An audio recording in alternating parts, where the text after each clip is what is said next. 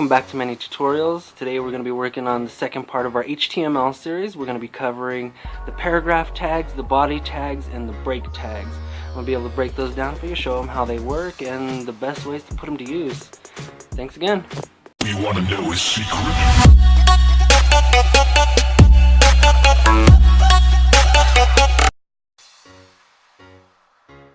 Welcome to part 2 of our HTML tutorial.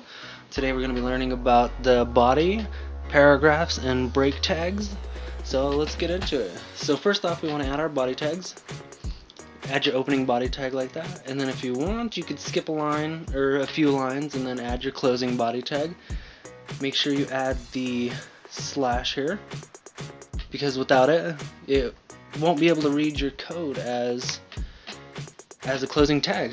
Alright, so within the body is where most of our HTML document will go. So we could start off with, say, a paragraph tag, and then we could type something into the paragraph, like this is our website practice.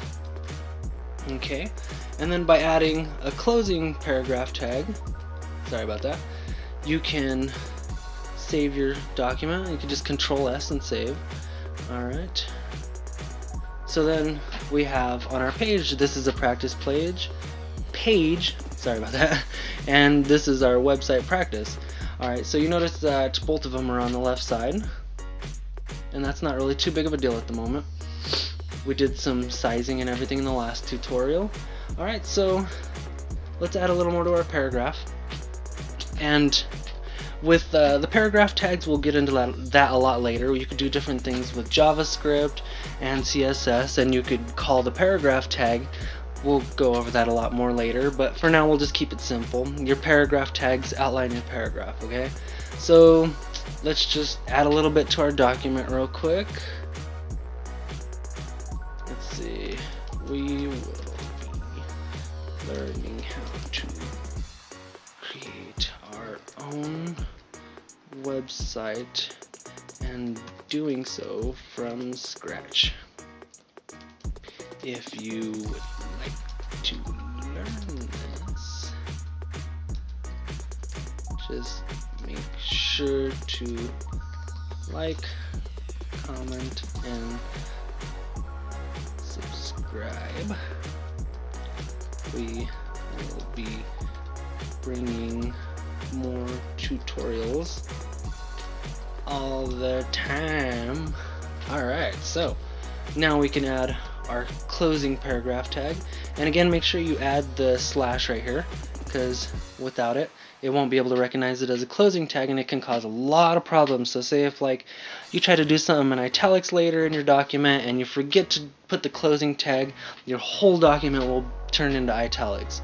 Or if you try to make your text bigger and forget to close it out, it'll make all your entire document bigger, and it could really complicate things with your nav bars or search bars or anything of that effect, really. So make sure you always close a tag that needs to be closed, and not all tags need to be closed, and we'll make sure we cover that as well too. But there's a lot of them that are, like the head tag needs to be closed, title tag, etc. I wasn't able to explain that in the last video, and I apologize about that. Alright, so let's Control S and save our document again, and then we'll switch over, and then we'll see how it looks. Alright. So, looks great.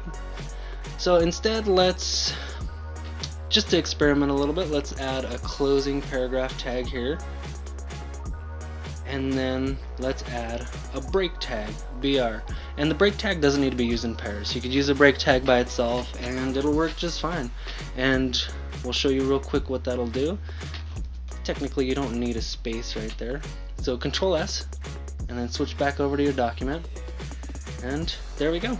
We have broken it apart, and I'll show you exactly what it does. Alright, so if we were to take the break tag out, let's Control S and save that again, and then switch back over to our document, we notice that it doesn't do as much of a spacing.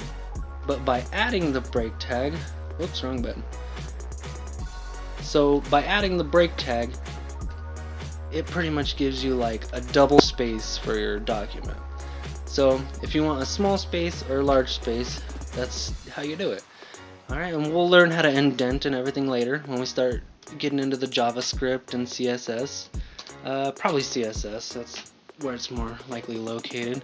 Alright, so for our second one, we could even add another paragraph tag just to mark the beginning of that.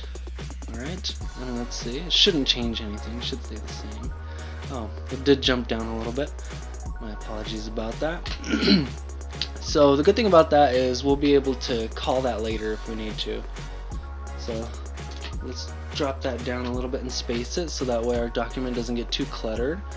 Alright, and let's see. So in the body tag you could do a lot of different things. There's so much customization that you could do. We'll probably get into that in the next video because there's a lot to it. But let's see. For now, let's just add a background color. Let's just make it blue. So that's how you do that, is just BG color equals blue. And sometimes you see it in, or not parentheses, but quotations, and sometimes you don't. So it doesn't really matter. Whoops, not blues. Wrong button. Alright, so let's see if that works. Yep, so there we go.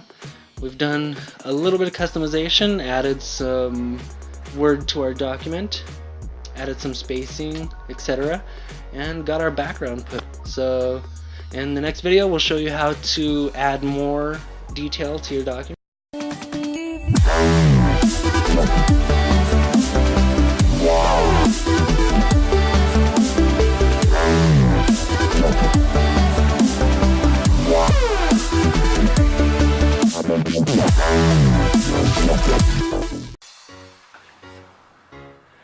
Thanks for watching my video, everybody. If you liked it, make sure to leave a like, comment, subscribe, and make sure to keep up with my new tutorials. I'll be bringing out a new video every Wednesday to add to the series, and I'll be uploading random videos throughout the week. Just keep your eyes open, you never know what you might find. I'm doing life hacks, cool little gizmos, gadgets, how to rewire things. I've been working pretty hard to try to bring some really good material, so make sure you keep your eyes open. If you like the channel,